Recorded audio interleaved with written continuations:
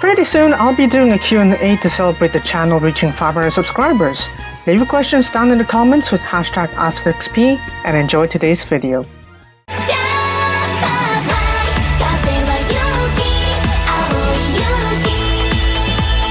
Today we'll be going through how to make the best out of the Dream Life Parade event, an event where only whales can complete the full parade in one go.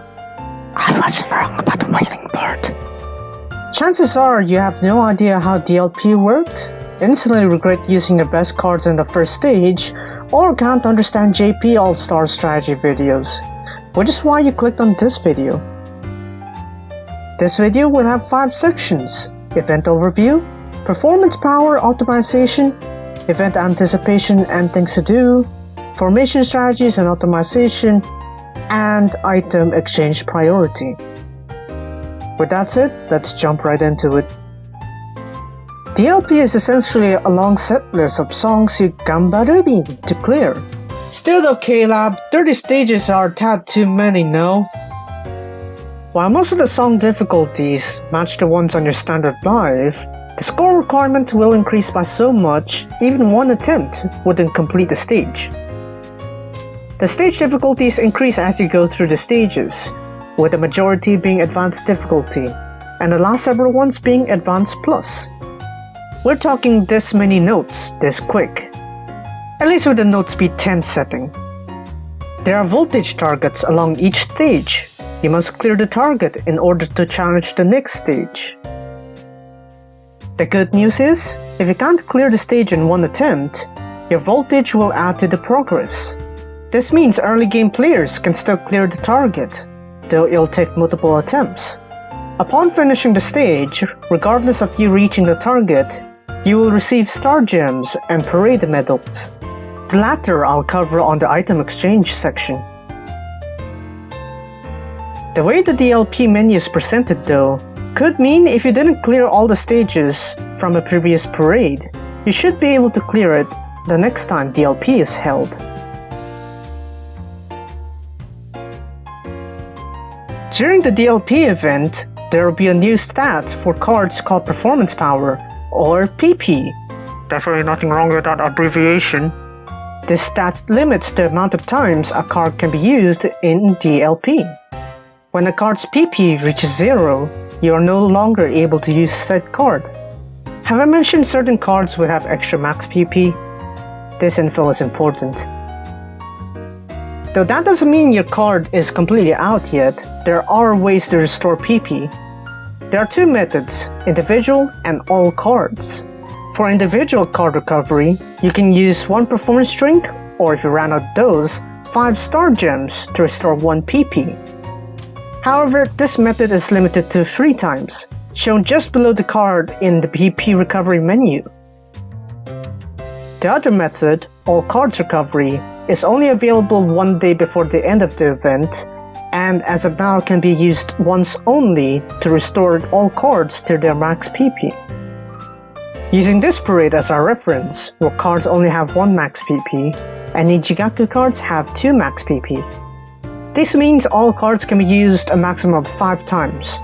1 initial PP, 3 from drinks or star gems, and 1 from all cards recovery. But in the case of Nijigaku cards, those can be used a maximum of 7 times. 2 initial PP, 3 from drinks or star gems, and 2 from all cards recovery. If you want to try your formation yet don't want to exhaust PP, you can retire during a live. It's the same as quitting on a standard live, except this ensures your formation's PP will not be consumed. What has DLP taught me? Max all of your cards so that you can use more R and SR cards for the early stages. Not only that, make sure you include insight skills for those cards. Passive abilities and insight skills go a long way to boost even the weakest of cards. Another thing to do is maxing out your accessories. A UR or Rainbow Zero Break accessory has over 600 appeal just by maxing its level, which is more than half the appeal a rare card usually has at max level and no tiles. Other than upgrading your existing cards, actively scout for new cards, most especially on Fest Scouts. More cards mean more options before having to use your best cards. Continuing on the idea of saving your best cards for last, for the early stages, try making formations with mostly R cards to maximize their usage. R cards that aren't maxed won't work well even as filler cards in later formations. So what should be your objective for the first 5 to 6 stages? Use as many R cards as possible, and if you're using SRs, start from the weakest ones. Also match the card's attribute to the song. Doing so will give your cards a bonus 20% appeal. I recommend sticking to one strat formations, where your best cards are on the green strategy. That way, you won't have to worry about strat switching. Parade formations start off with your initial 20 formations. However, they can be modified independently. So don't worry that new formations you made for DLP will affect your original formations. You'll want your formation to just barely pass the voltage target. Going far past the target will only waste your better cards. In this case, we have Pianoforte Monologue, where this formation has Snow Halation Kotori. As you can see, this formation far surpassed the target. Using Snow Hare Kotori here would be a waste, which is why this formation downgraded to this. Now I can use Kotori in later natural songs. Or if you have a lot of cards, you can build multiple formations to have them reach just around half the target, starting from stage 5 or 6. That way you can maximize usage for your weaker cards. If you don't have time like me, always have your best cards in one formation, so that you can speed through several stages before the event ends. Upon finishing a stage, or clearing every 10 stages in a parade, you'll get parade medals. Similar to the medals from SPL, they can be exchanged with training items, but that's not where you want to go. You want to go to this section, where it doesn't reset. There are 2 categories, accessories and high memories. We'll first go through accessories. Using parade medals, you can redeem 3 event accessories: Heart Belt, Clover Choker, and Snow Crystal Bangle. I'll eventually upload an updated version of the accessories guide, but here's the TLDR.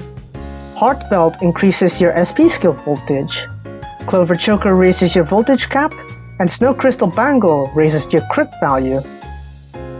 For early to mid-game, I recommend using the Bangle for higher voltage.